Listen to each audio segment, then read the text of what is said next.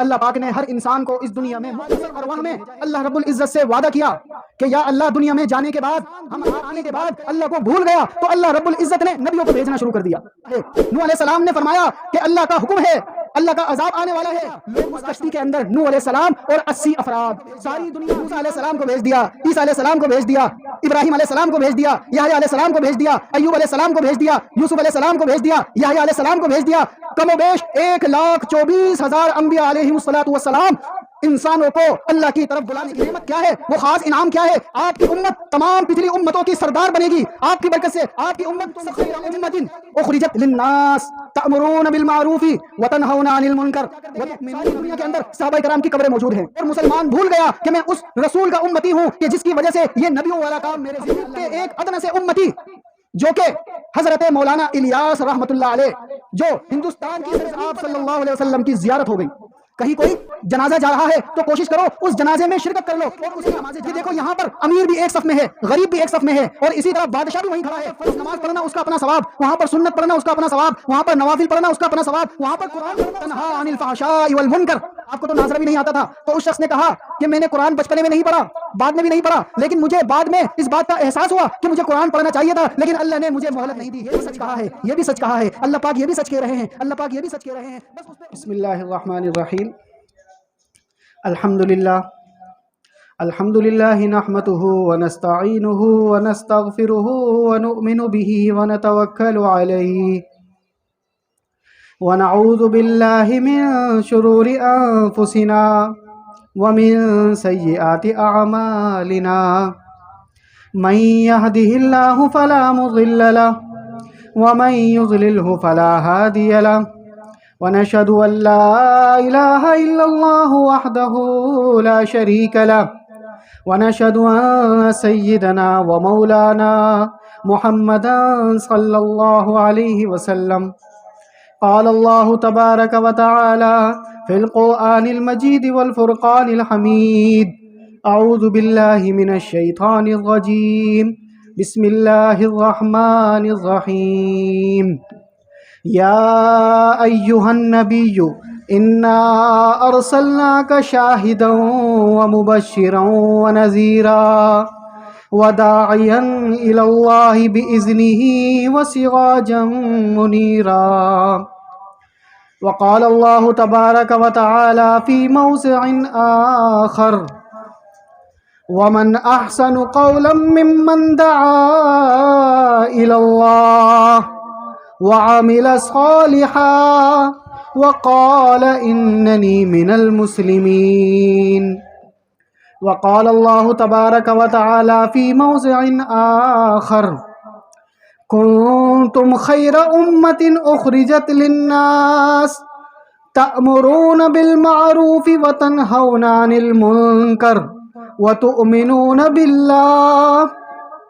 صدق الله العظيم.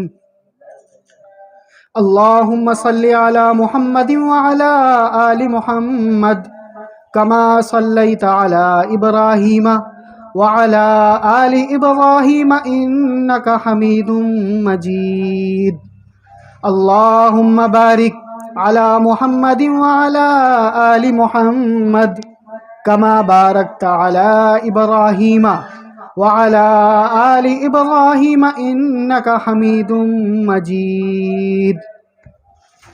سبحانك لا علم لنا إلا ما علمتنا إنك أنت العليم الحكيم.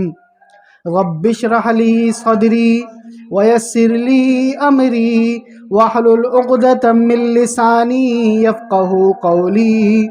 رب زدني علما. اللهم يسر ولا تعسر وتمم بالخير. آمین. میرے محترم بھائیوں، دوستوں، بزرگوں، اللہ رب العزت نے ہر انسان کو دنیا میں ایک مختصر وقت کے لیے بھیجا ہے. وہ مختصر کا وقت 40 سال کا بھی ہو سکتا ہے، 60 سال کا بھی ہو سکتا ہے، 80 سال کا بھی ہو سکتا ہے، 100 سال کا بھی ہو سکتا ہے، اور نہیں معلوم کہ ایک دن کا بھی ہو سکتا ہے. اللہ پاک نے ہر انسان کو اس دنیا میں مختصر وقت کے لیے بھیجا ہے، اور اس مختصر وقت میں اللہ رب العزت یہ دیکھنا چاہتے ہیں کہ کون انسان اللہ کو یاد رکھتا ہے، اللہ کو یاد رکھنے کے ساتھ ساتھ اس کی عبادت کرتا ہے، جن چیزوں سے اللہ پاک نے منع فرمایا ہے ان سے رکتا ہے، جن چیزوں کو اللہ پاک نے کرنے کا کہا ہے ان چیزوں کو کرتا ہے۔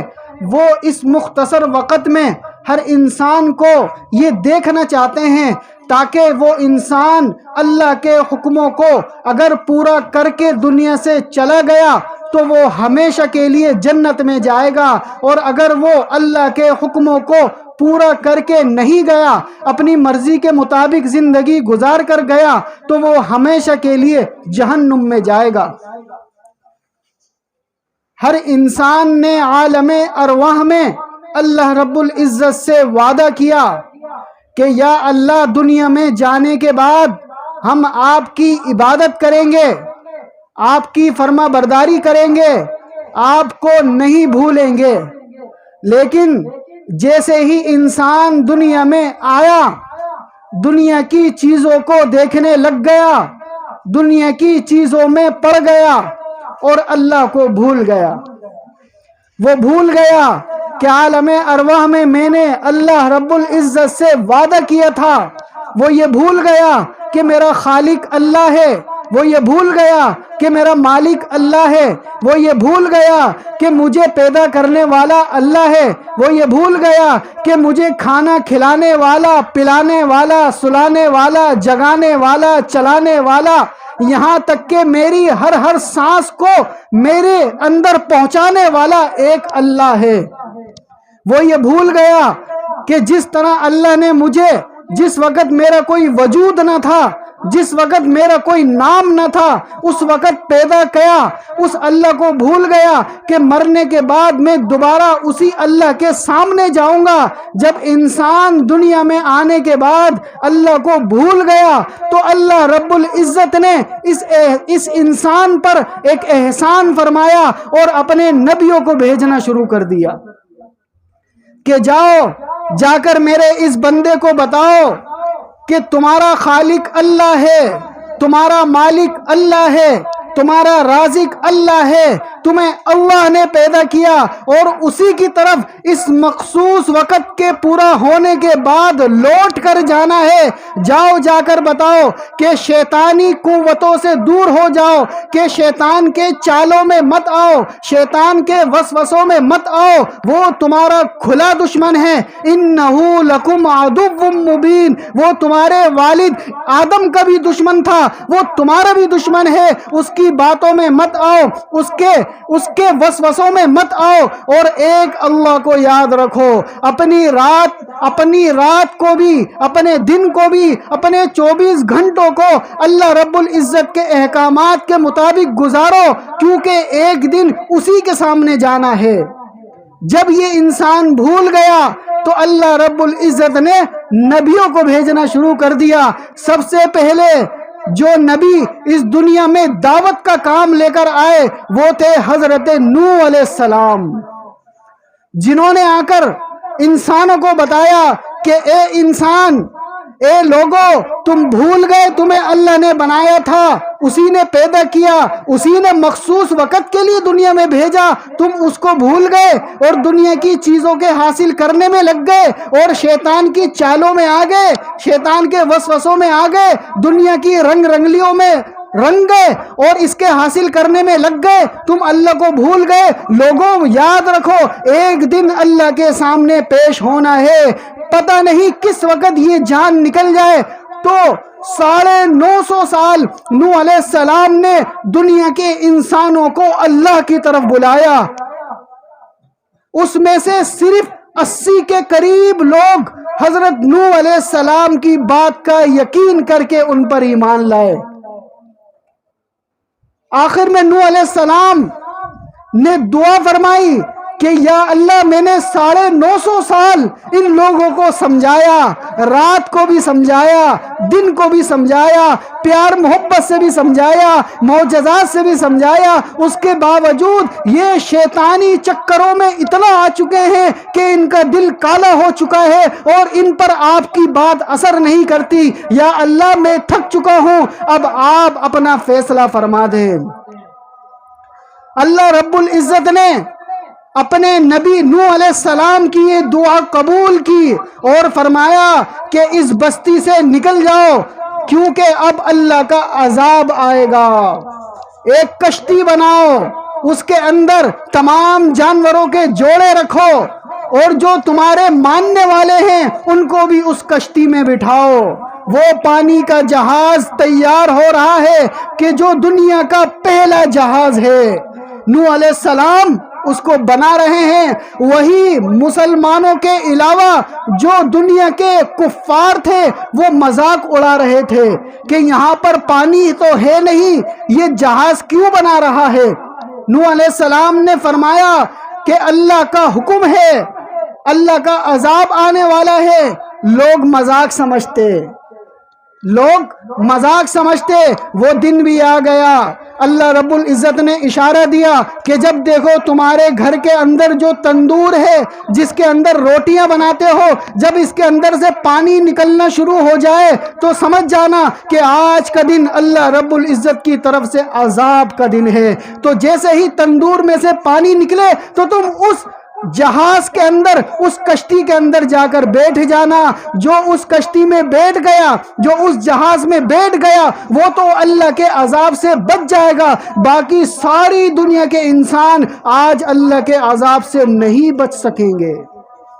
وہ پانی نکلنا شروع ہوا، نوح علیہ السلام کشتی میں جا کر بیٹھ گئے، اپنے بیٹے کو کہنے لگے جو کہ نافرمان تھا، وہ ان کی بات کا یقین نہیں کرتا تھا کہ بیٹے آ جاؤ اللہ کا عذاب آنے والا ہے۔ بیٹے نے کہا بابا میں پہاڑ پہ چڑھ جاؤں گا، وہاں پر پانی نہیں آئے گا۔ نوح علیہ السلام نے فرمایا کہ اللہ کے عذاب سے نہ تو آج کوئی پہاڑ بچا سکتا ہے اور نہ کوئی اور طاقت بچا سکتی ہے، وہ نہیں آیا۔ اور اللہ رب العزت کی طرف سے اعلان ہوا، اوپر سے بھی بارش آنا شروع ہو گئی، طوفان آنا شروع ہو گیا، نیچے اس تندور کے اندر سے پانی نکلنا شروع ہو گیا، اور زمین چونکہ پانی کے اوپر رکی ہوئی ہے اس کے اندر سے بھی پانی نکلنا شروع ہو گیا، اور اتنا پانی آیا کہ ساری دنیا کے انسان اسی پانی کے اندر ڈوب کر مر گئے۔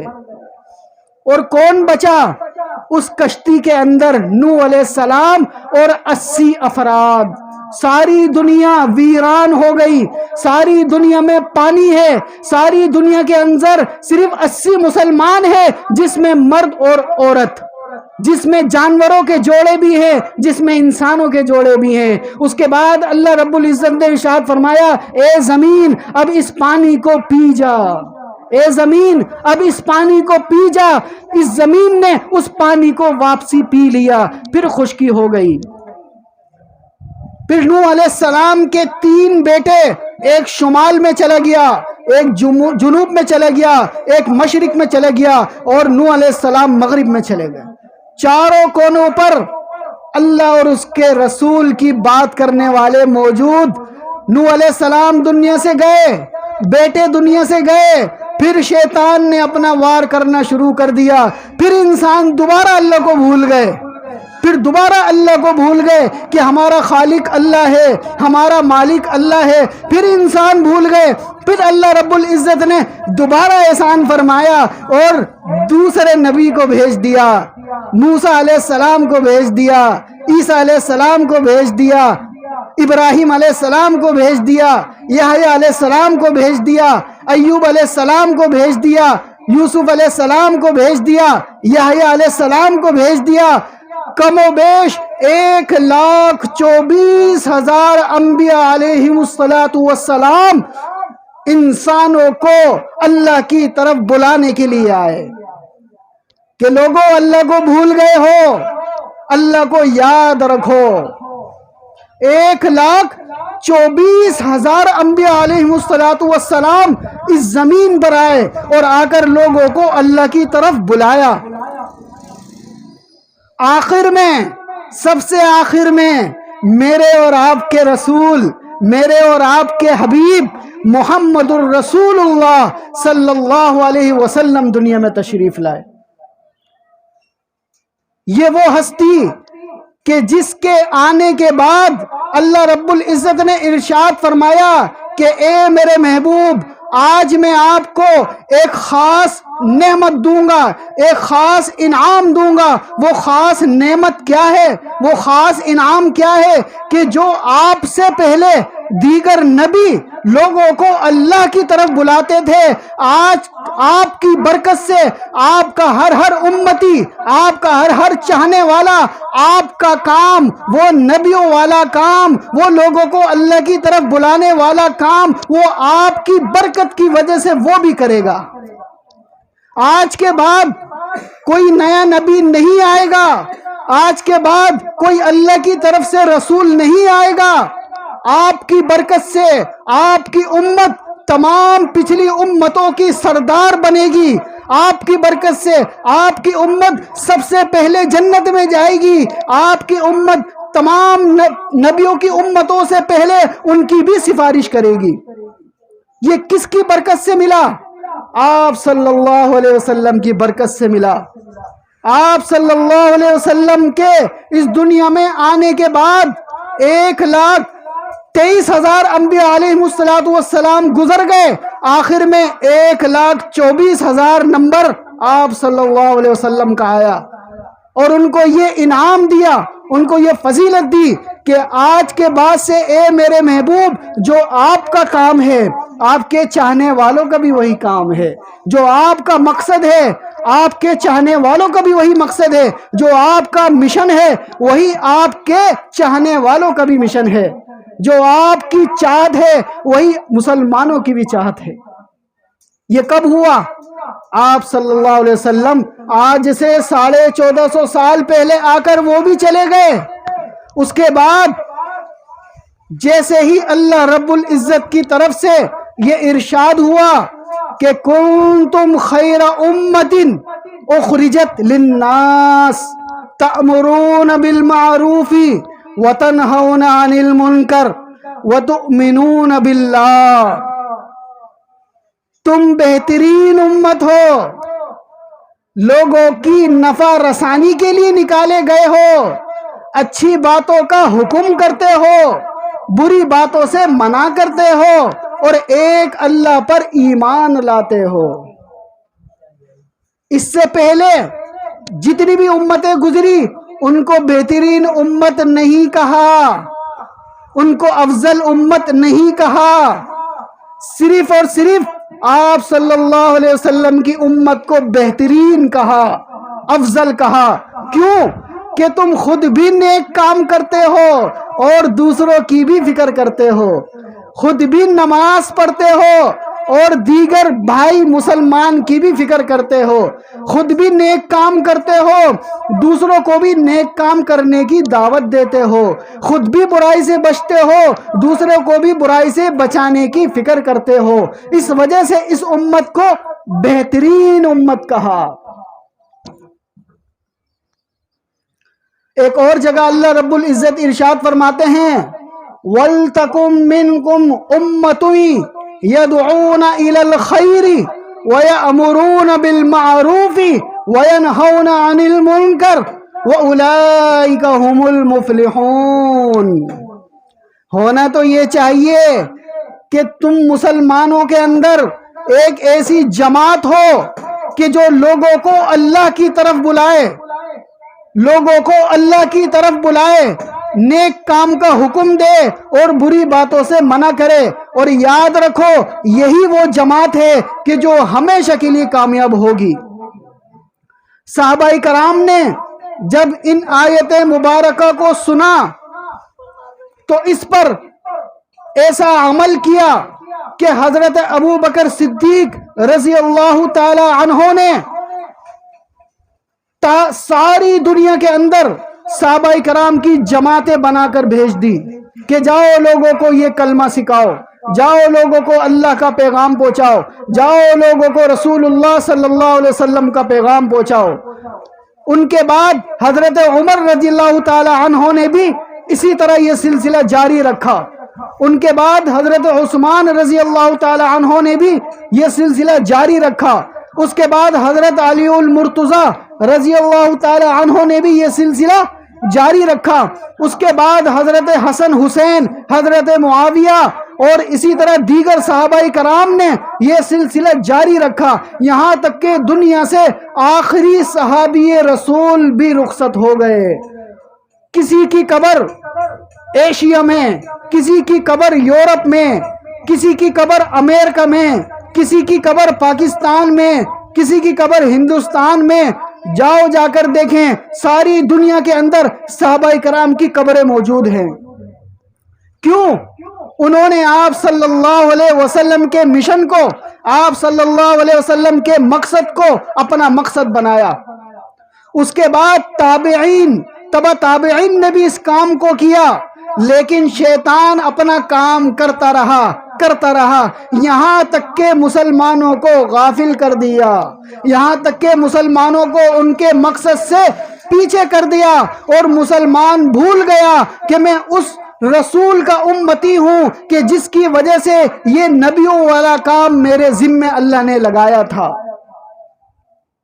اللہ رب العزت نے ایک اور احسان فرمایا۔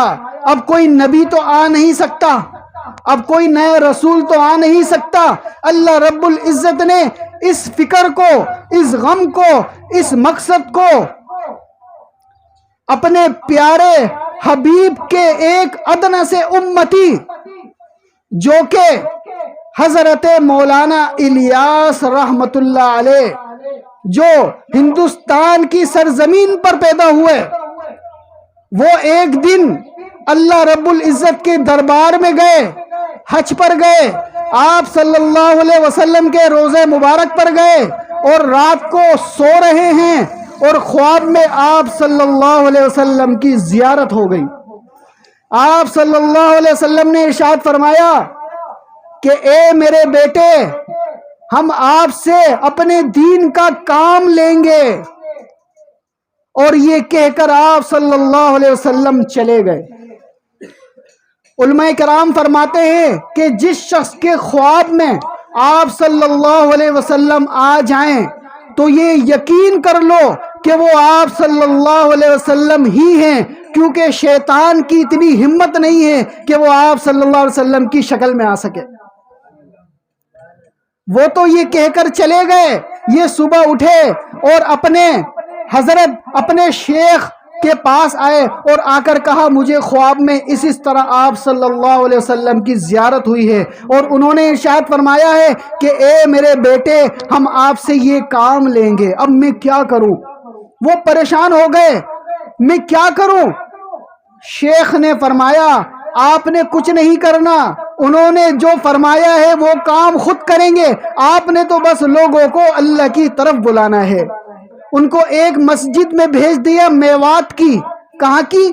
میوات کی، جو ہندوستان کا ایک شہر ہے، اس میوات کے اندر ایک چھوٹی سی مسجد میں وہ نمازیں پڑھا رہے ہیں، لوگوں کو اللہ اور رسول کی باتیں بتا رہے ہیں۔ اللہ پاک نے ان کے اس عمل کو ایسا قبول کیا کہ وہ لوگ کہ جو میوات کے ان پڑھ جاہل لوگ تھے، ان کو اللہ پاک نے ایسا چنا کہ وہ جماعتوں کی شکل بننا شروع ہو گئی۔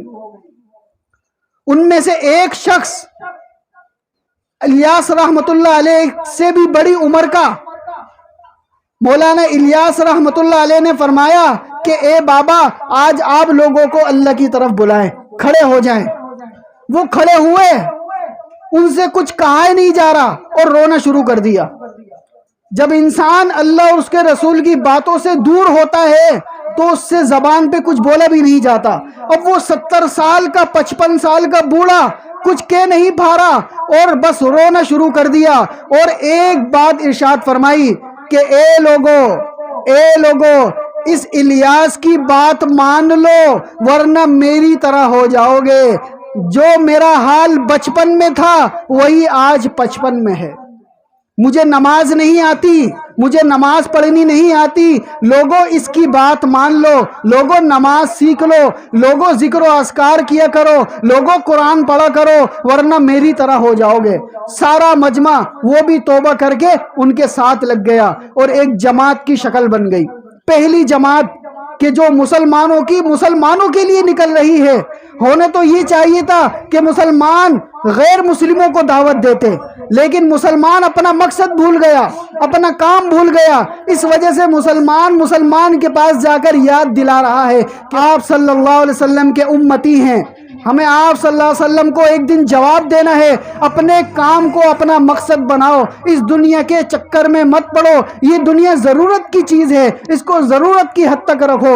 ہم سے پہلے بھی نبی آئے، ہم سے پہلے بھی قومیں گزری، ہم سے پہلے بھی امتیں گزری، اللہ پاک نے ان سب امتوں کا ذکر، ان سب امتوں کا تذکرہ قرآن میں فرما دیا۔ اس کے بعد یہ ایک جماعت چلی گئی، لوگوں کو اللہ کی طرف بلاتی، لوگ آتے اور اس میں شریک ہوتے، بے نمازی نمازی بنتا، قرآن سے دور قرآن پڑھنے والا بنتا۔ پھر اسی طرح اس جماعت کی برکت سے حافظ قرآن بھی پیدا ہونا شروع ہو گئے، اس جماعت کی برکت سے علماء کرام بھی بننا شروع ہو گئے، بے نمازی نماز پڑھنا شروع ہو گئے، قرآن پڑھنے والے بن گئے۔ اللہ پاک نے اتنی برکت دی کہ چند سال گزرنے کے بعد وہ ہندوستان سے نکل کر چائنا پہنچ گئے، چائنا سے نکل کر انگلینڈ پہنچ گئے، انگلینڈ سے نکل کر جرمنی پہنچ گئے، جرمنی سے نکل کر ساری دنیا کے ملکوں میں پہنچ گئے۔ کون؟ وہ ایک چھوٹی سی جماعت۔ کیوں؟ کس نے فرمایا تھا؟ آپ صلی اللہ علیہ وسلم نے فرمایا تھا ہم آپ سے کام لیں گے، وہ کام یہ تھا۔ اور آج ساری دنیا کے اندر اجتماعات کی صورت میں یہی مسلمان جمع ہوتے ہیں۔ ایک وہ اجتماع تھا کہ جب آپ صلی اللہ علیہ وسلم کا آخری اجتماع تھا، جس کو حجت الوداع کہتے ہیں، اور وہ اجتماع کیسا تھا کہ آپ صلی اللہ علیہ وسلم نے ارشاد فرمایا کہ لوگوں یاد رکھنا، اے مسلمانوں یاد رکھنا کہ آج کے دن نہ گورے کو کالے پر، نہ کالے کو گورے پر، نہ مال والے کو بغیر مال والے پر، نہ امیر کو غریب پر، نہ غریب کو امیر پر، نہ عربی کو اجمی پر، نہ اجمی کو عربی پر کوئی اہمیت نہیں ہے۔ اللہ رب العزت کی نظر میں صرف تقوی اور پرہیزگاری کی اہمیت ہے۔ وہ کون سا دن تھا؟ آج سے 1450 سال پہلے، کہ جب سارے مسلمان ایک میدان کے اندر جمع تھے۔ اس کے بعد اب وہ اجتماعات آج بھی ہو رہے ہیں، ہمارے کراچی میں بھی شروع ہو چکا ہے، آج دوسرا دن ہے۔ اگر کسی کو دیکھنا ہے کہ آپ صلی اللہ علیہ وسلم کا وہ اجتماع آج سے 1450 سال پہلے کیسا تھا، تو اس اجتماع میں جا کر دیکھ لیں کہ جہاں پر آپ کو ہر زبان کا بندہ ملے گا، ہر زبان بولنے والا ملے گا، آپس میں پیار محبت سے بیٹا ہوگا، گورا بھی بیٹا ہوگا، کالا بھی بیٹا ہوگا، کراچی والا بھی بیٹا ہوگا، حیدرآباد والا بھی بیٹا ہوگا، ایک سندھی بولنے والا بھی بیٹا ہوگا، ایک اردو بولنے والا بھی بیٹا ہوگا، ایک پنجابی بولنے والا بھی بیٹا ہوگا، ایک بلوچی بولنے والا بھی بیٹا ہوگا۔ پیار محبت سے بیٹے ہوں گے، سب ایک بن کر بیٹے ہوں گے۔ کیوں؟ یہ اسلام کی برکت ہے، یہ آپ صلی اللہ علیہ وسلم کی برکت ہے کہ اس اجتماع کے اندر آپ کو وہ برکتیں ملیں گی، آپ کو وہ رحمتیں ملیں گی، آپ کو وہ انوارات ملیں گے۔ اس اجتماع کے بہت سارے فائدے ہیں۔ 2022 میں بھی یہ اجتماع ہوا تھا، اس وقت کتنے مسلمان زندہ تھے جو کہ آج نہیں ہیں؟ کتنے مسلمان 2022 میں زندہ تھے، آج نہیں ہیں؟ ہمیں پتہ نہیں ہم 2024 میں ہوں یا نہ ہوں۔ تو اس نیت سے کہ میں اجتماع میں جاؤں، اگر نہیں جا سکتا تو اللہ سے دعائیں کروں، کہ اس نیت سے کہ پتہ نہیں اگلے سال مجھے یہ اللہ والوں کا اجتماع میسر ہو یا نہ ہو۔ اس کے کیا کیا فائدے ہیں مختصر گنوا دیتا ہوں، مختصر گن لیتے ہیں۔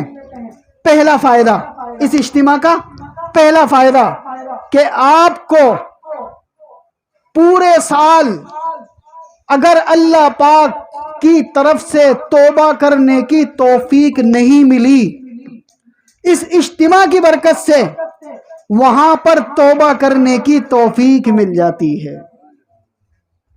اس کے ضمن میں ایک حدیث مبارکہ یاد رکھیں، آپ صلی اللہ علیہ وسلم نے ارشاد فرمایا کہ جب بھی تم دیکھو کہ کوئی جنازہ جا رہا ہے، کہیں کوئی جنازہ جا رہا ہے، تو کوشش کرو اس جنازے میں شرکت کر لو اور اس کی نماز جنازہ پڑھ لو۔ یہ آپ صلی اللہ علیہ وسلم نے ارشاد فرمایا۔ فائدہ کیا ہوگا؟ فائدہ یہ ہوگا، اگر جس شخص کی جنازہ پڑھی جا رہی ہے وہ اللہ کا فرما بردار بندہ ہے اور آپ گناہگار ہیں، تو اللہ پاک اس کی فرما برداری کی وجہ سے اس میں جتنے بھی لوگ شریک ہوں گے سب کی مغفرت فرما دے گا۔ اور اگر وہ شخص گناہگار ہے اور اللہ کا نافرمان ہے اور تمہارے مجمع کے اندر نماز پڑھنے والوں کے اندر کوئی ایک شخص بھی اللہ کا فرما بردار ہوا، تو اللہ پاک اس ایک شخص کی برکت کی وجہ سے اس کی بھی مغفرت فرمائیں گے اور جتنے شریک ہیں ان کی بھی مغفرت فرمائیں گے۔ وہ اللہ وہ ذات ہے، وہ بہانوں کی تلاش میں ہے، وہ نکتہ نواز ہے، وہ معاف کرنا چاہتا ہے، وہ دینا چاہتا ہے، وہ بخشش کرنا چاہتا ہے۔ تو یہ تو چھوٹا سا مجمع جو جنازہ پڑھتا ہے اس کی بھی بخشش ہو جاتی ہے، وہ لاکھوں کا مجمع، وہ لاکھوں کا اجتماع، وہاں پر کتنے ہی لوگ اللہ کے پسندیدہ ہوں گے، کتنے ہی اللہ والے ہوں گے، کتنے ہی سجدے کرنے والے ہوں گے۔ کسی ایک کا عمل بھی اللہ کو اگر پسند آ گیا، جتنے بھی اجتماع میں شریک ہوں گے سب کی مغفرت ہو جائے گی۔ وہ واحد منظر ہوتا ہے کہ جہاں پر سارے لاکھوں کا مجمع اللہ رب العزت کو ایک ساتھ سجدہ کر رہا ہوتا ہے۔ ساری دنیا کو اوپر سے دیکھو اور وہ جگہ دیکھو کہ جہاں پر لاکھوں کا مجمع اللہ کو سجدہ کر رہا ہو، وہ زمین کتنی خوش قسمت ہوتی ہے، وہ جگہ کتنی خوش قسمت ہوتی ہے، وہ مقام اللہ کو کتنا پسند ہوتا ہے کہ دیکھو میرے بندے مجھے سجدہ کر رہے ہیں۔ تو جو شریک ہوگا ان لاکھوں کے مجمع میں اس کا سجدہ بھی شمار ہو جائے گا، اس کا رکوع بھی شمار ہو جائے گا، اس کا قیام بھی شمار ہو جائے گا، اس کی اللہ اکبر بھی شمار ہو جائے گی، اس کا سبحان اللہ بھی شمار ہو جائے گا، اس کا الحمدللہ کرنا بھی شمار ہو جائے گا، اس کی نمازیں بھی سب کی نمازوں کے ساتھ شمار ہو جائیں گی۔ یہ فضیلتیں کہیں اور مل سکتی ہے؟ کسی اور جگہ مل سکتی ہے؟ مسجد کے اندر 100 نمازی، 200 نمازی، 500 نمازی، 1000 نمازی، وہ لاکھوں کا مجمع تو نہیں ہے۔ وہ لاکھوں کا مجمع کوئی ایک کی اللہ پاک نے توبہ قبول کر لی، اس کی توبہ کی برکت سے ہماری توبہ بھی قبول ہو جائے گی۔ اسی طرح دوسرا فائدہ، کوئی ایک بندہ اللہ رب العزت کا اس مجمع میں لازمی ہوگا کہ جس کی دعا اللہ پاک فوراً قبول کریں گے۔ اس بندے کی برکت سے، اس اللہ والے کی برکت سے مجمع میں شریک تمام لوگوں کی دعائیں بھی اللہ قبول کر لے گا۔ تیسرا فائدہ کہ جب آپ صلی اللہ علیہ وسلم نے کسی کو کوئی فوقیت نہیں دی، وہاں پر یہ منظر دیکھنے کو ملے گا کہ دیکھو یہاں پر امیر بھی ایک صف میں ہے، غریب بھی ایک صف میں ہے، اور اسی طرح بادشاہ بھی وہیں کھڑا ہے، فقیر بھی وہیں کھڑا ہے، اور اسی طرح گورا بھی وہیں کھڑا ہے، کالا بھی وہیں کھڑا ہے، بچہ بھی وہیں کھڑا ہے، بڑا بھی وہیں کھڑا ہے، بزرگ بھی وہیں کھڑا ہے، ہر طرح کے انسان آج پیار محبت سے رہ رہے ہیں۔ یہ لاکھوں کا مجمع، کیسی اللہ پاک کی رحمتیں ہیں، کیسی برکتیں ہیں، کیسے انوارات ہیں وہاں پر۔ تو کتنے فائدے ہیں۔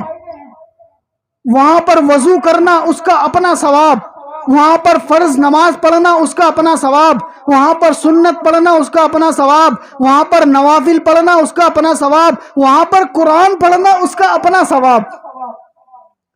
چوتھا فائدہ کہ اللہ والوں کی صحبت کا موقع وہاں مل جاتا ہے۔ اب یہاں پر پورے سال انسان کسی اللہ والے کا دیدار نہیں کر پاتا، کسی اللہ والے کو نہیں دیکھ پاتا، کسی اللہ والے کی باتیں نہیں سن پاتا، وہاں پر لازمی اللہ کے ایسے بندے ہوتے ہیں کہ جن کی وجہ سے اللہ پاک اس اجتماع میں برکت دیتے ہیں۔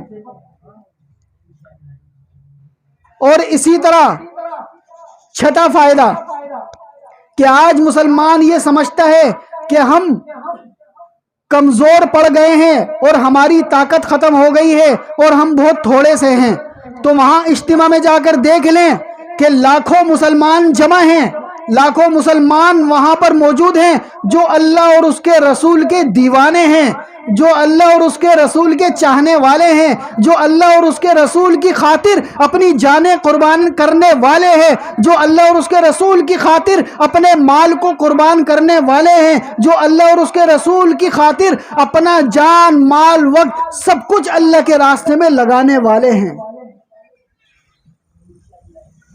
تو آج ہم نیت کریں کہ ہم نے بھی اجتماع میں شرکت کرنی ہے۔ نیت کرتے ہیں، سب نیت کرتے ہیں نا؟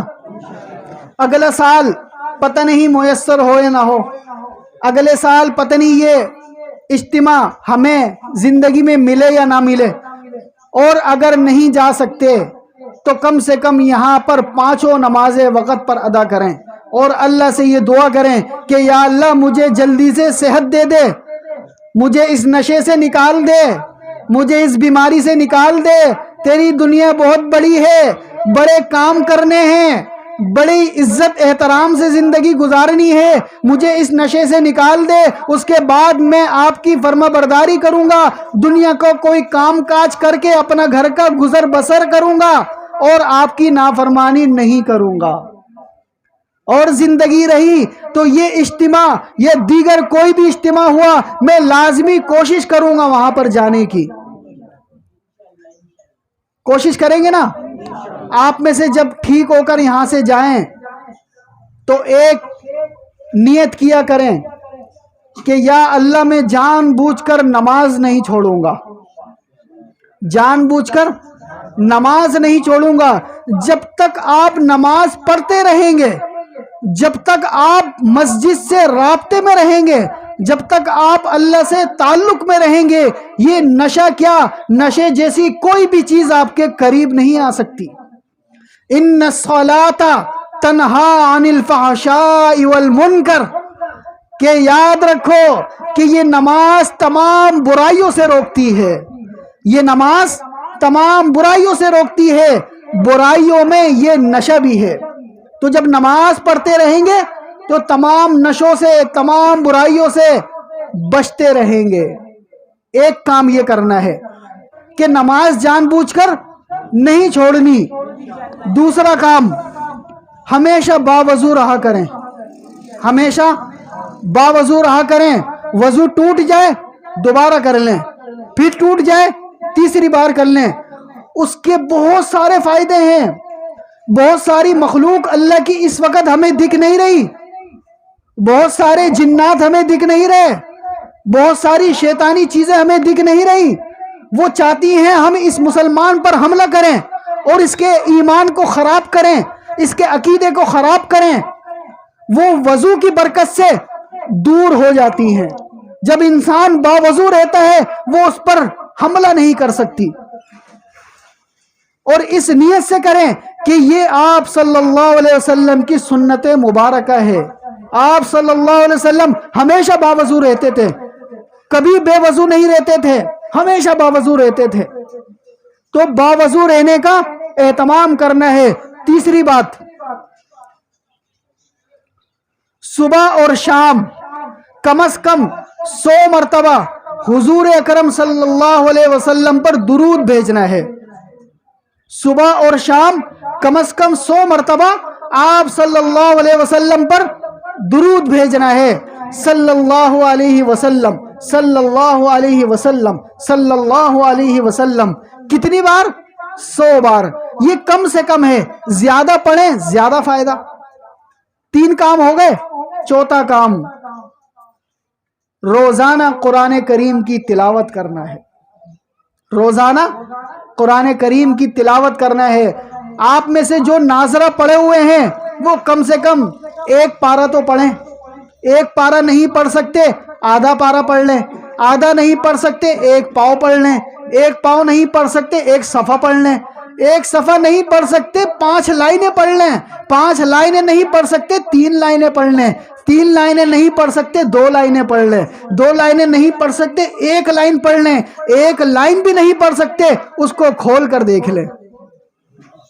یہ تو کر سکتے ہیں نا, کھول کر تو دیکھ سکتے ہیں نا.